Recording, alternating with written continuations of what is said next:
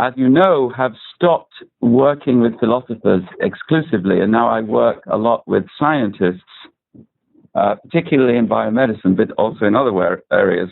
I also work with plant scientists, and specifically with plant phytopathologists. Phytopathologists are people who study plant diseases, and they have journals and taxonomies and so forth. Plant diseases are actually very important, and they really do exist.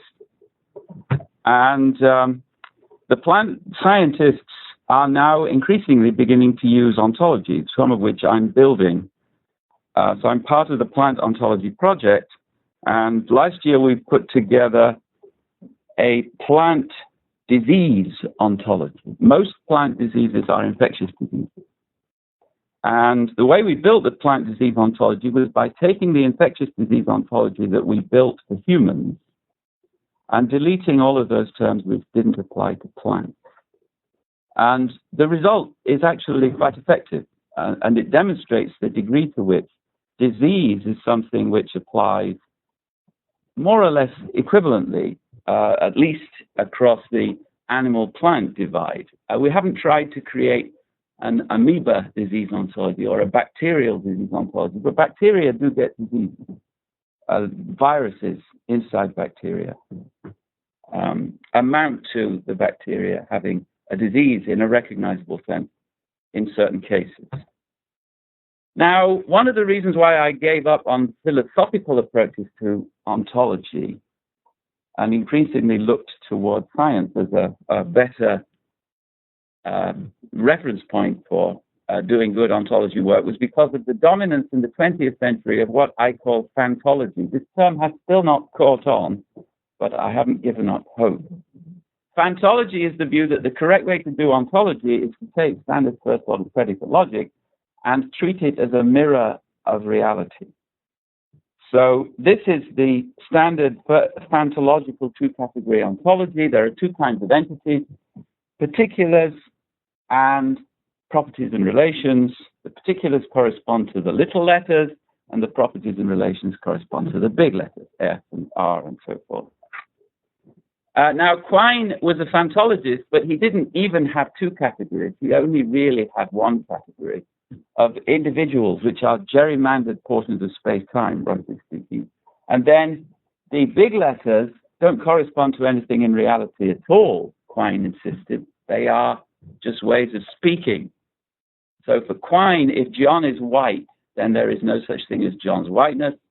And if John is a man, there is no such thing as John's humanness. So this is nominalism.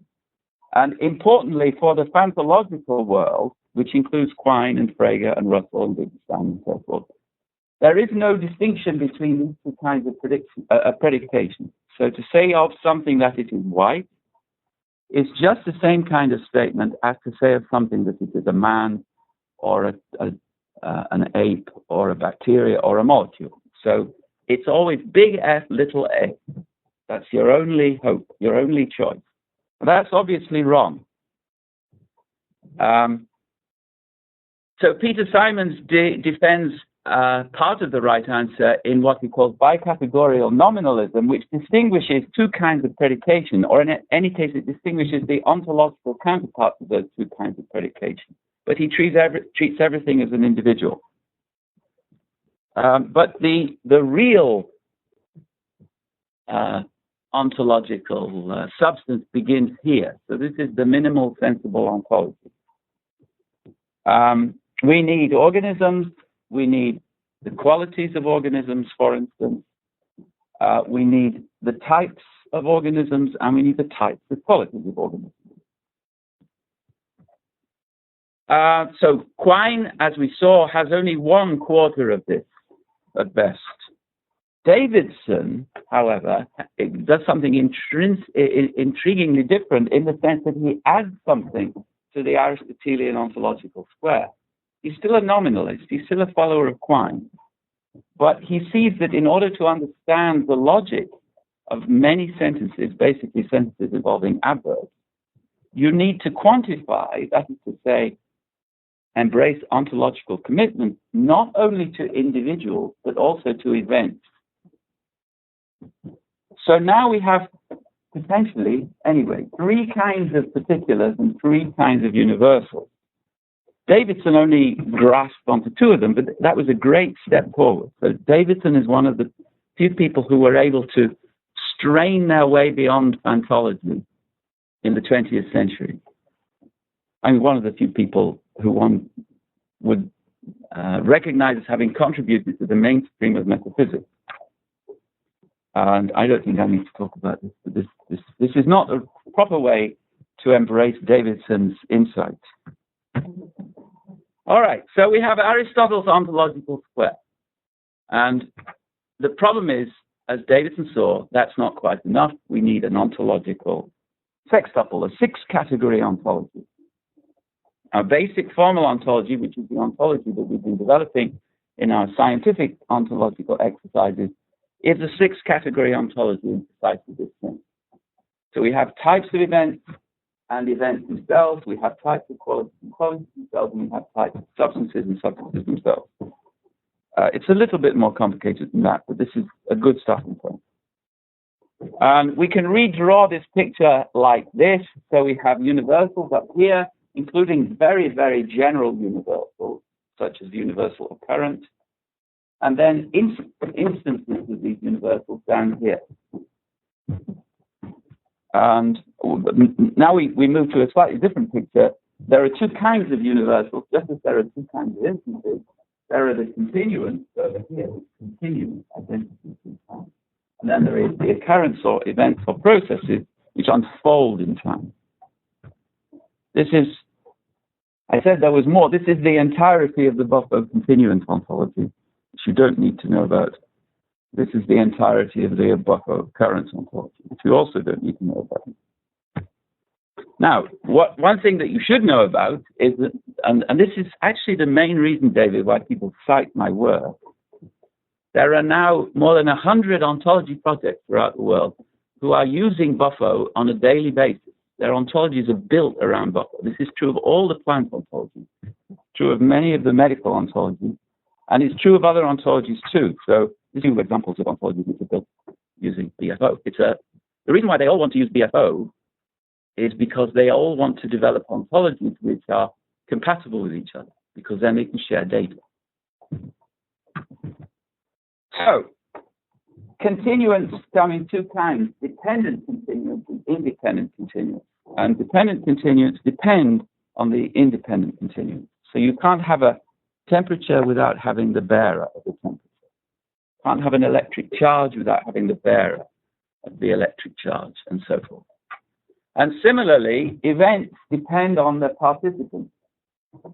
You can't have an electron moving in space unless there is an electron. You can't have a movement unless there is some moving body. So all of this is quite trivial. One of the ontologies that uses Buffo is the Phenotype Ontology, which is used by people observing plants or animals or groups of organisms and noting what qualities they exhibit. For instance, if a leaf is mottled, then they would need to use the term mottled, which is a term in the Plato ontology. So they're looking at a fly. They notice that the fly's eye is red, so they annotate red. And red depends upon the particular fly that they're annotating the phenotype of, and so the fly will have a number, and so they will say red in fly number such and such, eye left, and then they'll give the time and the place. And then the red in the eye instantiates universal red, and the eye instantiates the universal eye. And there are ontologies, anatomy ontologies for all of the different organisms, and we have a color ontology, which is also part of the paper. And then red is an instance, as this particular redness instantiates red, so red is a subtype of the universal color. And as this particular eye instantiates the universal eye, so eye is a subtype of the universal anatomical structure. Now, let's start to deal with patients. So John is going to be our favorite patient. John, these are instances down here. John is an instance of the universal organism, which is a subtype of the universal independent continuant. John's temperature is an instance of the universal temperature, which is a subtype of the universal quality, which is a subtype of dependent continuant. And then John's life is an instance of the universal life of an organism, which is a sub-universal of the universal process, which is a sub-universal of Buffer occurrence. This is what John's temperature looks like as it changes through time. So at different times, John's temperature instantiates different sub-universals of the universe. And of course, there are no sharp boundaries here, so we need many, many sub-universals. At least as many as our measuring instruments can differentiate. And this is a chart showing the same data. And notice the grammar here. This is a chart which represents how John's temperature, some one thing which he has from the beginning to the end of his existence, how it changes. So the doctor might say, John, let's see what your temperature did last week. So temperatures are things we have, like weights and masses, and they change from one time to the next in the measurable values that we can associate with.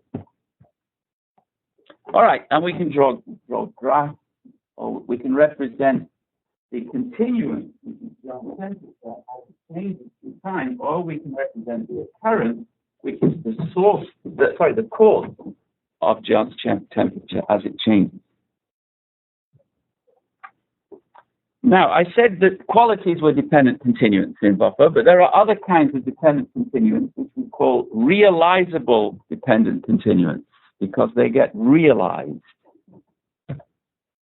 Examples of realizable dependent continuants that will be important to us here are disposition, for instance, of John to lose his hair, and functions which are what we can think of as good dispositions. So it's the function of my legs to assist me in walking. It's the function of my heart to pump blood. It's a function of a chair to support the seating organism, and so forth. That's a rough and ready account. We have a better account than that, but that will do for our present purpose. Every realizable dependent continuant is associated with some specific kind of realization, but the realization does not always occur. So many, many sperm never get to realize their function, for instance. But some do. And everyone has the disposition, and in this case also the function, to do that thing, which very few of them succeed in doing. So realizations are dependent upon realizable dependent continuants, which are realized in those realizations. And these are occurrences. They're just special kinds of processes, like hearts pumping and people being seated and so forth. And this is where disease comes in. So diseases, again, very roughly speaking, are bad dispositions. As functions of good disposition, so diseases are bad dispositions. And there are specific subtypes of diseases such as genetic, infectious, and so on. And the ontologies that we're building, for instance, the infectious disease ontology, are about specific kinds of diseases and of all the specific kinds of entities which are associated with those diseases, such as symptoms and signs and so forth. So, John, again, is an organism. John's heart disease is an instance of the kind heart disease, which is a subkind of the kind disposition, which is a subkind of the kind of continuum. And John's heart disease has a course. So it starts off as asymptomatic angina, and then it becomes worse and worse and worse, and then John dies. That's the course of John's heart disease. Notice that the disease and the course of the disease are ontologically two quite different things. Of course, this is associated with that, just as John's life is associated with John, and just as John's temperature course is associated with John's temperature. All right, now, these are some of the disease ontologies that we're developing. That we have a big family of infectious disease ontologies. So we have something like 120 Staph aureus ontologies now. We call Staph mutates.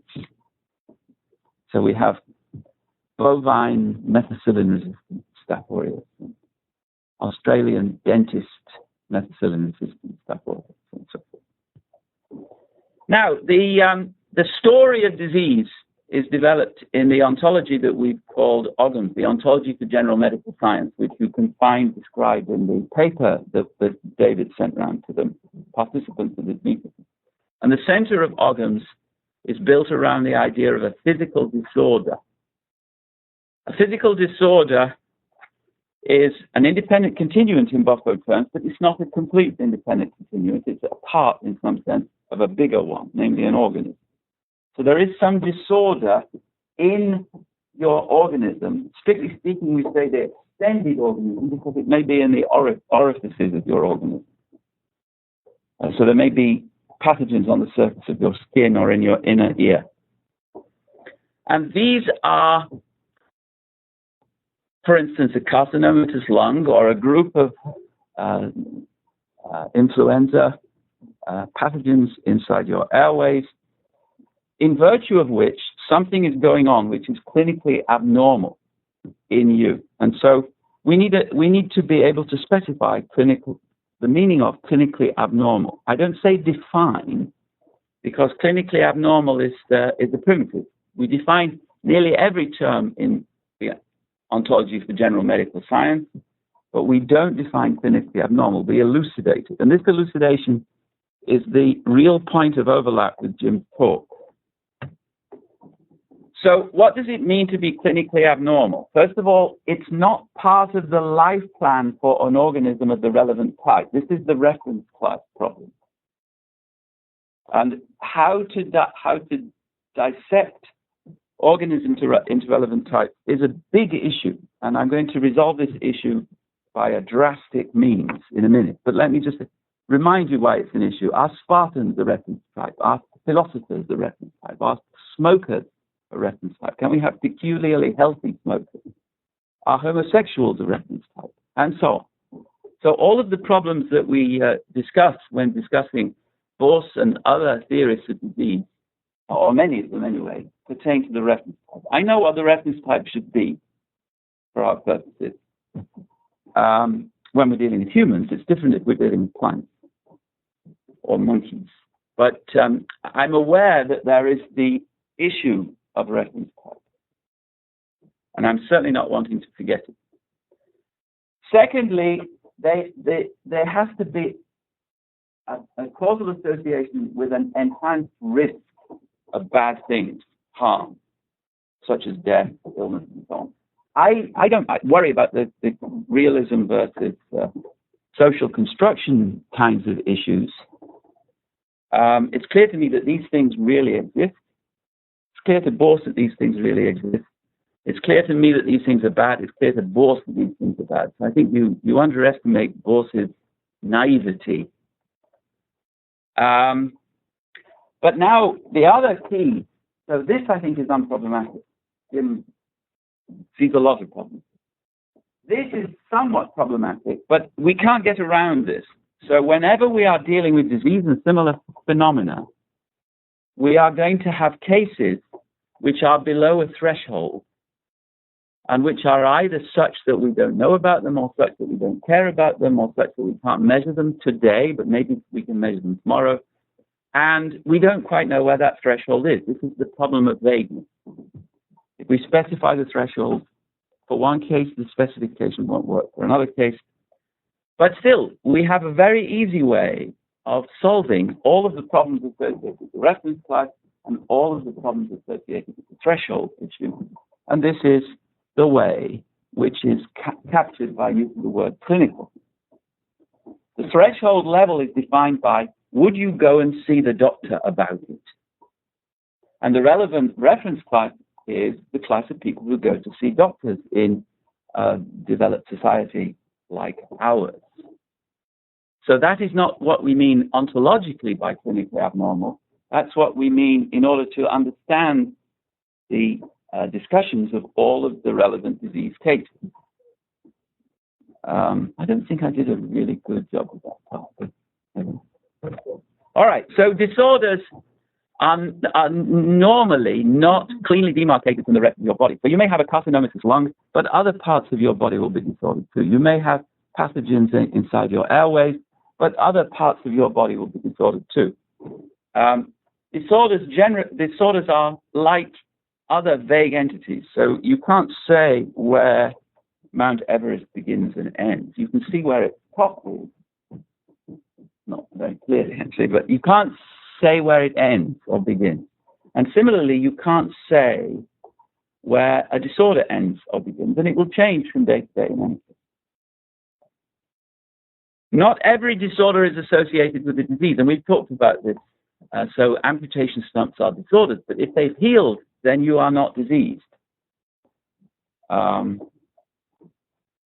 OGMS is the ontology of general medical science. It's the ontology of all of the entities which are involved in a typical clinical encounter. Doctor-patient encounter as a process, treatment, therapy, diagnosis, signs, symptoms, history, lab tests, and so on. Some of those are rather easy to define. Disease is not very easy to define. And this is the big picture. This is how we do it. So this is everything in OGMS. And Richard Scheuermann, who helped me create OGMS, is a pathologist. So we have a healthy individual called John. John is healthy. Every day, John performs routine self-assessment. He's doing it all the time. And always the answer comes back, no pain, no pain, no pain, no problems, no pain. Then one day, something happens inside his body, a molecular disturbance. And he has a disorder with it. But he's still doing self-assessment, the preclinical change. And so the response still comes back, no pain, no pain. But then one day, it gets worse, he performs self-assessment, starts to be worried. And eventually the worry causes him to see a doctor who performs a physical exam. This yields a clinical finding and starts a process which involves self-assessment as the doctor takes the history of the patient, involves clinical findings, involves specimen isolation. Specimens are sent to lab to get lab findings, which then go back to the patient. The doctor asks whether this or that, as he palpitates different parts of the patient's body, is hurting and so on. More lab tests are ordered. Eventually, treatments are brought into play, and the whole cycle goes round and round again. From a clinical picture to a diagnosis to a treatment plan, until eventually John is cured. That's the big picture of OGMS. Now notice that the disorder is the thing which plays the central role. It's the disorder that you treat. The disorder is the core of the OGMS view of disease. The disorder is always physical. This is true even for mental disease. All right, so this is how we define disease. First of all, a pathological process is a process which is clinically abnormal, and then a disease is a disposition rooted in a physical disorder in the organism. Physical is actually rooted in a disorder in the organism and realized in pathological processes.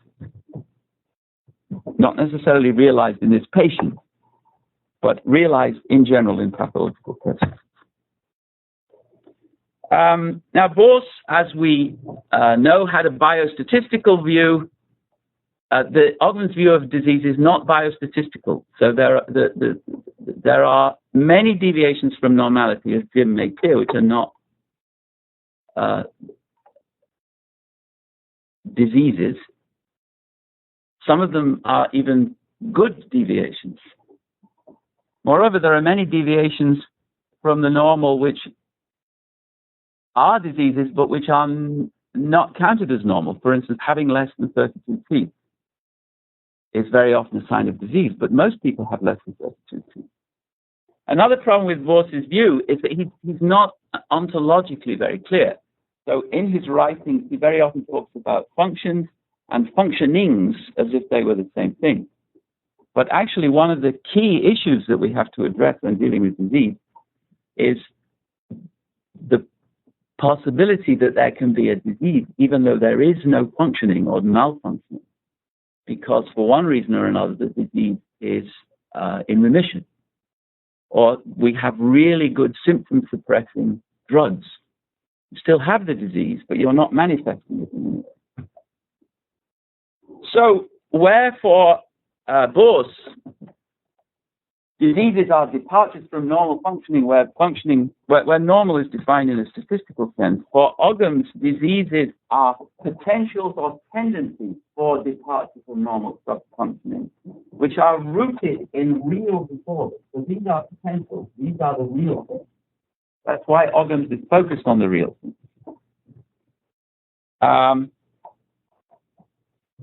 Now, as we saw from Jim, both have a tendency to run together, disease with pathological conditions. For OGMS, an injury and a disease are two very different things. Nearly every injury gives rise to a series of diseases. The injury itself is not a disease. Another problem I have with Borst is that he uses the word state without defining it. In fact, he doesn't really define any of the major ontological words, whether it's type or state or impairment or ability. These are words that he uses. If you try and define these words, you'll find it very difficult. I have still not been able to define what an ability is, for instance. Do chairs have an ability? All right, so first problem with the OGMS view of disease. If disease is a disposition, then how do we distinguish diseases from predispositions? So doctors talk about predispositions to diseases, meaning by that a disposition on organism that constitutes an increased risk of the organism subsequently developing that disease. Now, it's clear that doctors distinguish between dispositions and predispositions. And OGMS makes that distinction too. So that definition is the definition that is taken from OGMS. And I'll show how it works by giving you an example later on. So this is the general picture, and this is the application to specific disease. So cirrhosis of the liver. The etiological process here is phenobarbital-induced hepatic cell death, which produces a necrotic liver, that's the disorder, which bears a disposition which we call cirrhosis, that's the disease, which is realized in pathological processes of abnormal tissue repair with self-proliferation and fibrosis that exceeds a certain threshold level, along with hypoxia-induced cell death, which produces symptoms of fatigue and anorexia and signs of jaundice and splenomegaly. Influenza, caused by infection of airway epithelial cells with a certain virus, which produces the disorder, viable cells with the influenza virus. So that's something in your body which is not normal. It's not normal even if everyone has the flu all the time. The disposition which that disorder bears is the flu, which is realized in pathological processes of acute inflammation which produce weakness, dizziness, and fever. And then Huntington's disease is a genetic disease. Here the etiology is inheritance of 39 CAG repeats in the HTT gene, which produces a disorder which is chromosome 4 with abnormal MATT, which bears the disposition called Huntington's disease, which is realized in these pathological processes, including symptoms of anxiety and depression, difficulties in speaking and swallowing.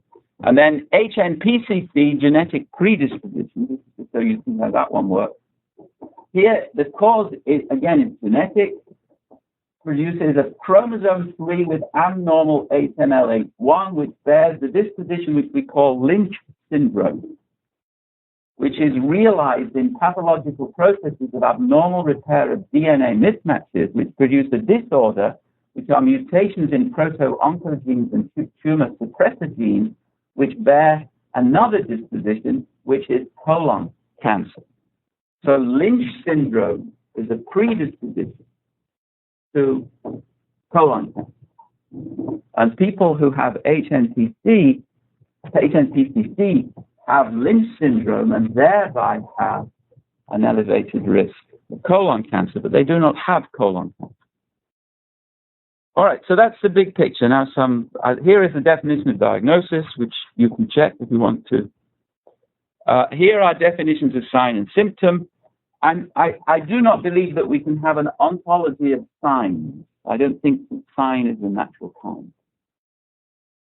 When clinicians talk about signs, they mean a number of different things, including absence of symptoms. That could be a sign.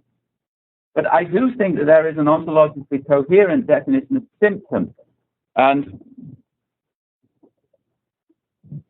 so I present these ideas to groups of clinicians and biologists. And generally speaking, the closer people are to patients, the more likely they are to agree with this account of symptoms. On this account of symptom, a symptom is subjective, not in the sense that it's not real, but in the sense that it is something which is experienced in the first person. So it's things like pain, nausea, anguish, anger, drowsiness, disgust, and so on. And it could be, so I still don't know the answer to this question, but it could be that in the future we invent some machine which would enable us to observe someone's pain from the third person, so that they would be observing the symptom from the outside. At the moment, we do not have such machines. Leaving aside such machines, which I'm happy to do because I don't like science fiction, a symptom is something which is necessarily only subjectively observable. But that's not quite enough, because there are many things which are only subjectively observable, which are not symptoms. For instance, a feeling of joy is typically not a symptom. So what we need is that it's an experience which is only subjectively experienceable, and which is of the type that it can be hypothesized by a patient to be a realization of the disease. Now, that makes it sound as if having symptoms is rather a complicated adult sort of thing, and it would imply that babies or animals can never have symptoms. Plants, I think, can never have symptoms on this reading. But that's why we say it is of the type. So there is a huge transferability of what we know about diseases in adults to diseases in children and in animals. And if we know that adults have this and this symptom of pain, for instance, when their hand is chopped off, then we can infer that the baby will have similar symptoms, even though the baby can't hypothesize. Actually, probably many babies could hypothesize if their hand is chopped off. But animals presumably can't hypothesize, but they can still have symptoms, according to this definition. All right, now, what are the arguments? Why must this be the correct view? Why is this the only correct view of disease? Now, again, I've presented this to many clinicians and many other audiences, and there is always a small group of people who think that diseases are not dispositions, rather, diseases are what OGMS call courses of diseases, a pathological process. So this is the view built into the MESH medical subject headings, which is the standard catalogue of terms used to index medical literature on the NIH website. MESH defines a disease as a definite pathological process with a characteristic set of signs and symptoms. The problem with this, or one of the many problems, is two identical twins can have the exact same disease, etiologically, genetically, chemically, and yet their pathological processes can be entirely different because one of them gets treatment and the other doesn't, for instance. Now, that means that the disease cannot be identical with the pathological process. What is it which is common between those two identical twins is the disposition for such and such to occur if no treatment is applied, or for such and such other thing to occur if this treatment is applied, and for such and such other things to occur if that treatment is applied, and so on. And that's precisely the disposition. Now, if you, generally speaking, I win. That is to say, those people who think that this might be right will, on the basis of these kinds of arguments, recognize that this can't be right. But if you look at the clinical literature, then it's clear that the dispositional view is the dominant view which people have in mind about disease, even when they think that this is what disease is. And this is the dispositional view is also the view which underlies what Bors has to say. All right. I already talked about the question, when does the disease instance begin to exist? I do not think that this is an interesting question. This is not an interesting question when David first became bald. It's a vagueness question. But many people are interested, and there are various options. We can never know when the disposition first begins to exist because it will be preclinical. We have no instruments and no awareness because it's not something of which the patient is aware. So this is epistemologically done. Now, we can know when the disposition first begins to be clinically significant, but if we know that, then we know also what came earlier. We know at least that the disorder was there because the disorder needed to be there in order to get worse. And so this is also a popular view. So as I said, I do not find this question interesting. I don't think it has an answer. But I don't think that's a problem because it's like, when did you first become bald? Now, another problem that people raise to the dispositional view is the problem of allergies and similar kinds of phenomena. So do you have a disease if you are in fact chemically allergic to a certain substance which happens not to exist on your planet or on any near planet? Now, according to organs,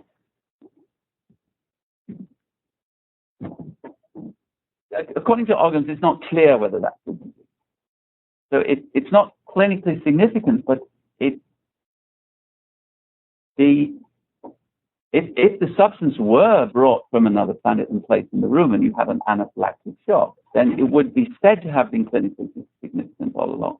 And the answer to this problem turns on the fact that allergists actually don't talk about allergies to X, where X is peanuts or any other. The diseases that allergists recognize are things like anaphylaxis and allergic rhinitis and so forth, allergic asthma, which are ways of responding to chemical substances of certain types with certain chemical properties. They don't talk about substances which have to be in the neighborhood of the organism or not for there to be a disease present. So for them, the clinically significant sense of allergy is a disease like this, which you can see in a patient even if the patient is never exposed to the substance in question. All right, and then sickle cell anemia. People talk about sickle cell anemia as if it was a problem for realist views such as are maintained by OGMS and by Bors. But this case is really very easy. There is a gene which causes sickle cell anemia. If you have only one copy of this gene, then you have an increased resistance to malaria, and that's a good thing. That's why there is this gene. But if you have two copies, then you're really very ill. So these people are ill. That's the story. All right, that's the end.